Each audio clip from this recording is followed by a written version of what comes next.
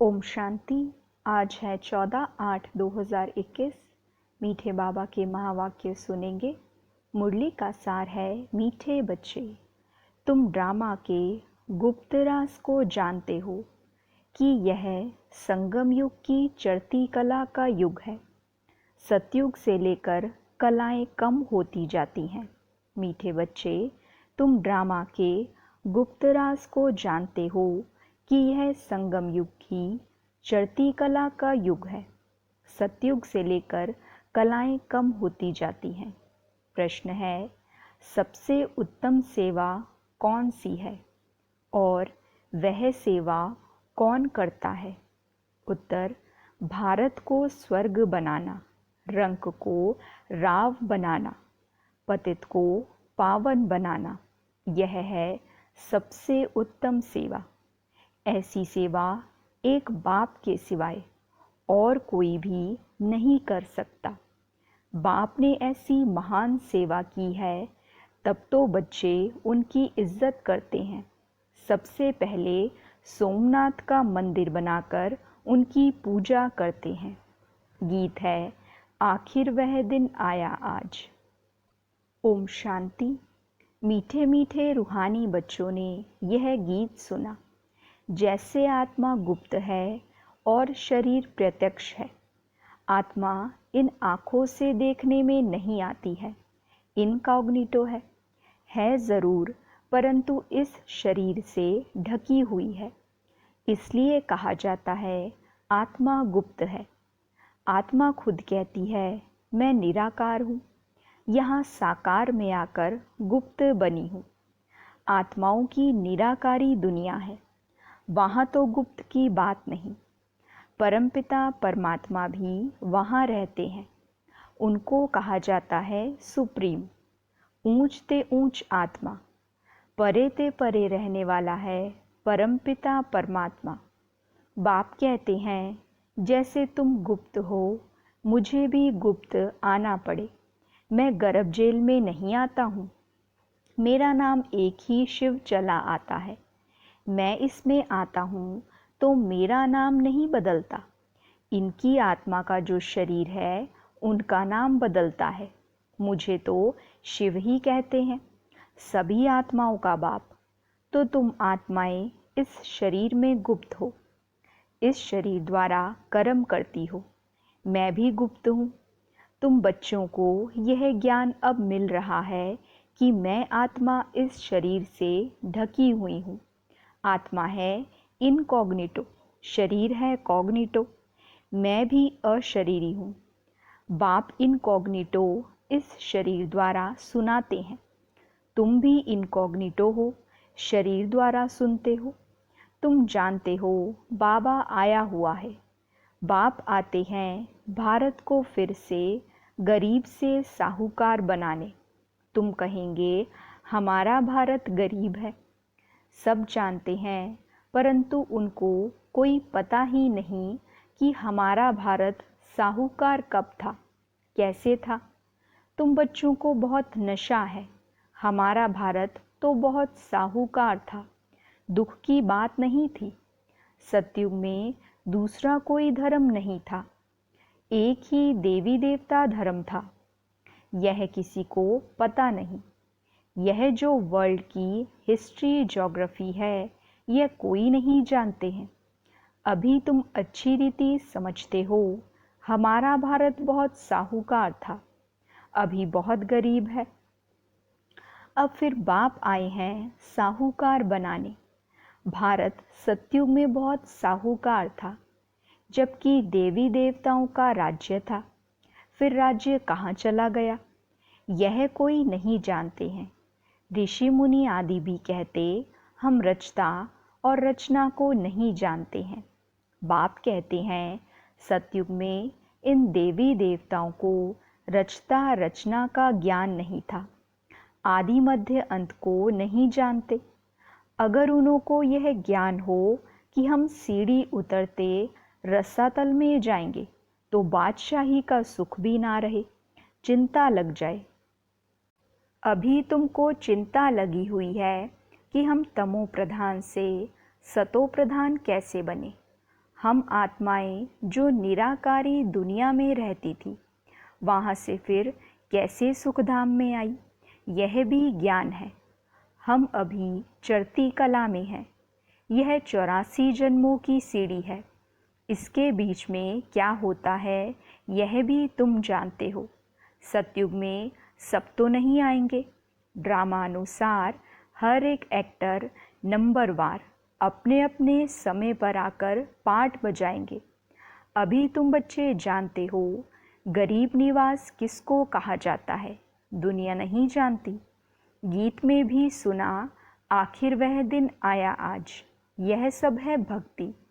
भगवान कब आकर हम भक्तों को इस भक्ति मार्ग से छुड़ाए सद्गति में ले जाते हैं, यह भी समझा है। राम राज्य रावण राज्य किस चीज़ का नाम है यह भी कोई मनुष्य नहीं जानते। अभी तुम बच्चे समझते हो बाबा फिर से आ गया है इस शरीर में। शिव जयंती भी मनाते हैं तो शिव ज़रूर आते हैं। ऐसे भी नहीं कहते मैं कृष्ण के तन में आता हूँ, नहीं। बाप कहते हैं कृष्ण की आत्मा ने 84 जन्म लिए हैं। जो पहले नंबर में था वह अब अंत में है, ततत्वम। मैं तो आता ही हूँ साधारण तन में। तुमको आकर बतलाता हूँ तुम कैसे 84 जन्म भोगते हो। इस समय देवता धर्म का तो एक भी अपने को समझते नहीं हैं, क्योंकि सत्युग को बहुत दूर ले गए हैं। कल्प की आयु लाखों वर्ष लिख दी है। वास्तव में ड्रामा की हिस्ट्री तो बहुत छोटी है। इसमें कोई धर्म की 500 वर्ष की, कोई की 2500 वर्ष की हिस्ट्री है। तुम्हारी हिस्ट्री है 5000 वर्ष की। देवता धर्म वाले ही स्वर्ग में आएंगे और धर्म तो आते ही बाद में हैं। देवता धर्म वाले ही और धर्मों में कन्वर्ट हो गए हैं। ड्रामा अनुसार फिर भी ऐसे ही कन्वर्ट हो जाएंगे, फिर अपने अपने धर्म में लौट कर आएंगे। बाप समझाते हैं बच्चे तुम तो विश्व के मालिक थे। तुम अभी समझते हो बाबा स्वर्ग की स्थापना करने वाला है, तो हम क्यों नहीं स्वर्ग में होंगे। बाप से हम वर्षा ज़रूर लेंगे। तो इससे सिद्ध होता है कि यह हमारे धर्म का है। जो नहीं होगा वह आएगा ही नहीं। कहेंगे पराये धर्म में क्यों जाएं। तुम बच्चे जानते हो सतयुग नई दुनिया में देवताओं को बहुत सुख थे। सोने के महल थे। सोमनाथ के मंदिर में कितना सोना था, ऐसा कोई दूसरा मंदिर होता ही नहीं। उसमें बहुत हीरे जवाहरात थे। बौद्ध आदि के कोई हीरे जवाहरों के महल नहीं होंगे। तुम बच्चों को जिस बाप ने इतना ऊंचा बनाया है, उनकी तुमको कितनी इज्जत रखनी है। जो अच्छा कर्म करके जाते हैं उनकी इज्जत रखी जाती है। अभी तुम जानते हो सबसे अच्छे कर्म पतित पावन बाप ही करके जाते हैं। तुम्हारी आत्मा कहती है सबसे उत्तम से उत्तम सेवा बेहद का बाप आकर करते हैं। हमको रंक से राव, बैगर से प्रिंस बना देते हैं। जो भारत को स्वर्ग बनाते हैं उनकी भी इज्जत कोई नहीं रखते। तुम जानते हो ऊंचते ऊंच मंदिर गाया हुआ है सोमनाथ का, जिसको लूट ले गए। लक्ष्मी नारायण के मंदिर को कभी कोई ने लूटा नहीं है, सोमनाथ के मंदिर को लूटा है। भक्ति मार्ग में यह बहुत धनवान होते हैं। राजाओं में भी नंबरवार होते हैं ना। जो ऊंच मर्तबे वाले होते हैं उनकी छोटे मर्तबे वाले इज्जत करते हैं। दरबार में भी नंबरवार बैठते हैं। बाबा तो अनुभवी है ना। यहाँ की दरबार है पतित राजाओं की। पावन राजाओं की दरबार कैसी होगी, जबकि उन्हों के पास इतना धन होगा तो उन्हों का घर भी इतना ही अच्छा होगा।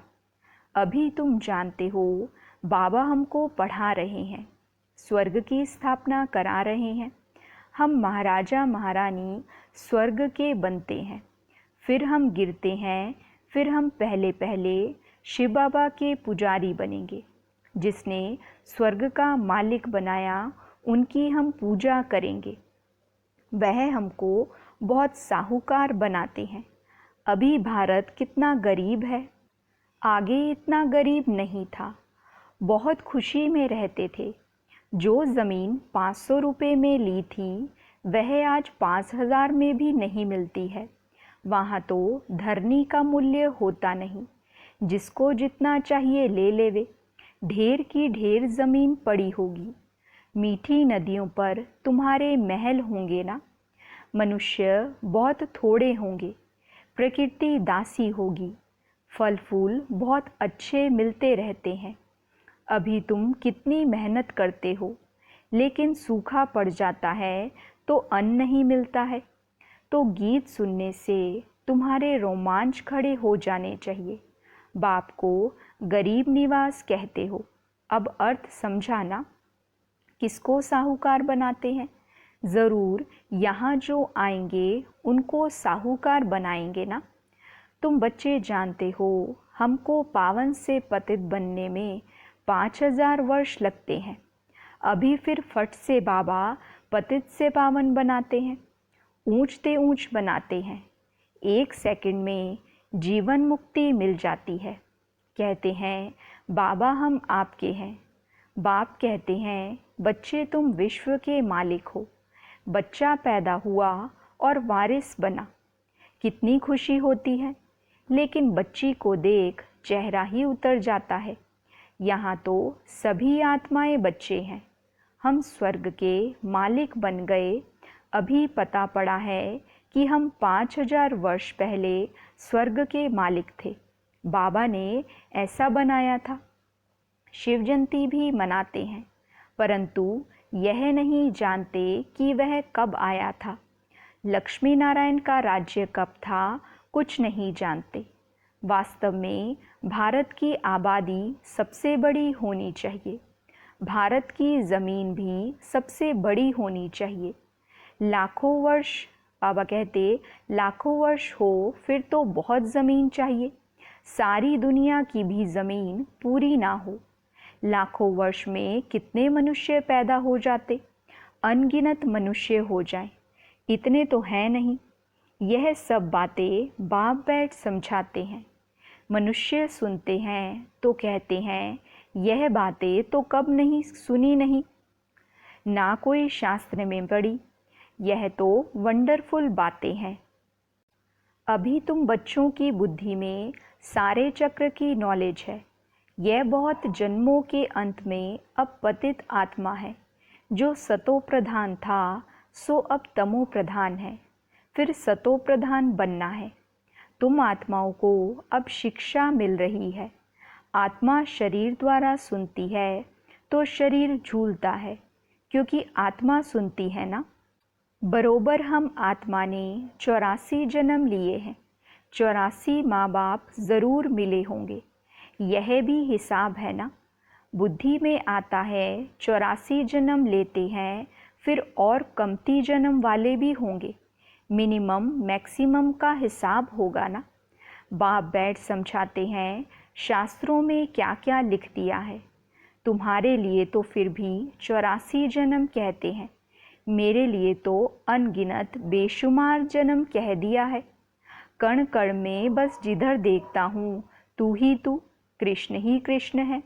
मथुरा वृंदावन में कहते हैं कृष्ण सर्वव्यापी है।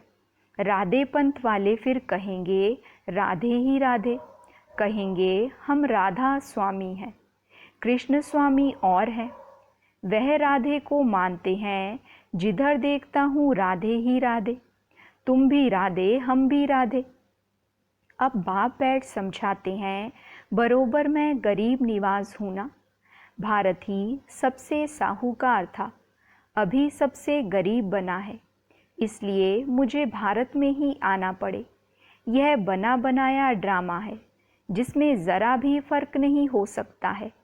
यह ह्यूज ड्रामा है। ड्रामा जो शूट हुआ वह हूबहू रिपीट होगा। ड्रामा का भी पता होना चाहिए।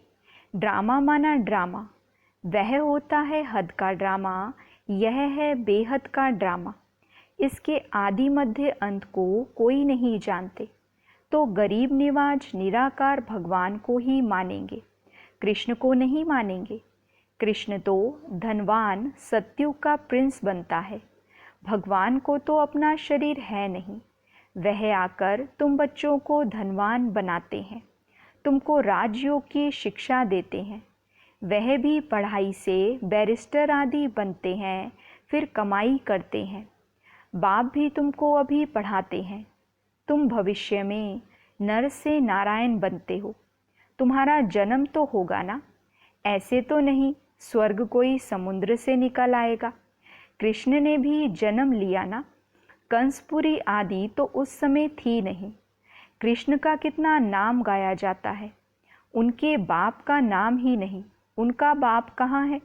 ज़रूर राजा का बच्चा होगा ना, वहाँ बड़े राजा के घर में जन्म होता है, परंतु वह पतित राजा होने के कारण उनका नाम थोड़े ही होगा। कृष्ण जब है तब थोड़े पतित भी रहते हैं। जब वह बिल्कुल खल्लास हो जाते हैं तब वह गद्दी पर बैठते हैं, अपना राज्य ले लेते हैं, तभी उनका संवत शुरू होता है। लक्ष्मी नारायण से संवत शुरू होता है। तुम पूरा हिसाब लिखते हो, इनका राज्य इतना समय, फिर इनका इतना समय, तो मनुष्य समझेंगे यह तो कल्प की आयु बड़ी हो ही नहीं सकती। 5000 वर्ष का पूरा हिसाब है। अच्छा, मीठे मीठे सिकीलदे बच्चों प्रति माता पिता बाप दादा का याद प्यार और गुड मॉर्निंग। रूहानी बाप की रूहानी बच्चों को नमस्ते। हम रूहानी बच्चों की रूहानी बाप दादा को नमस्ते, गुड मॉर्निंग, शुक्रिया बाबा, शुक्रिया। वहाँ मेरा भाग्य, वहाँ मेरे भाग्य विधाता बाबा। धारणा के लिए मुख्य सार है, पहली पॉइंट, रचयिता और रचना का ज्ञान बुद्धि में रख सतो प्रधान बनने का पुरुषार्थ करना है। बस एक ही चिंता रखनी है कि हमें सतो प्रधान ज़रूर बनना है। दूसरी पॉइंट, इस बेहद के ड्रामा को बुद्धि में रख अपार खुशी में रहना है। बाप समान इज्जत पाने के लिए पतितों को पावन बनाने की सेवा करनी है। वरदान है, एवर रेडी बन, हर परिस्थिति रूपी पेपर में फुल पास होने वाले एवर हैप्पी भव। एवर रेडी बन, हर परिस्थिति रूपी पेपर में फुल पास होने वाले एवर हैप्पी भव। डिटेल है, जो एवर रेडी हैं उन्हों का प्रैक्टिकल स्वरूप एवर हैप्पी होगा। कोई भी परिस्थिति रूपी पेपर व प्राकृतिक आपदा द्वारा आया हुआ पेपर व कोई भी शारीरिक कर्म भोग रूपी पेपर आ जाए, इन सब प्रकार के पेपर्स में फुल पास होने वाले को ही एवर रेडी कहेंगे। जैसा समय किसके लिए रुकता नहीं, जैसे समय किसी के लिए रुकता नहीं, ऐसे कभी कोई भी रुकावट रोक ना सके। माया के सूक्ष्म व स्थूल विघ्न 1 सेकंड में समाप्त हो जाएं, तब एवर हैप्पी रह सकेंगे। स्लोगन है, समय पर सर्व शक्तियों को कार्य में लगाना अर्थात मास्टर सर्वशक्तिमान बनना। समय पर सर्व शक्तियों को कार्य में लगाना अर्थात मास्टर सर्वशक्तिमान बनना। अच्छा, ओम शांति।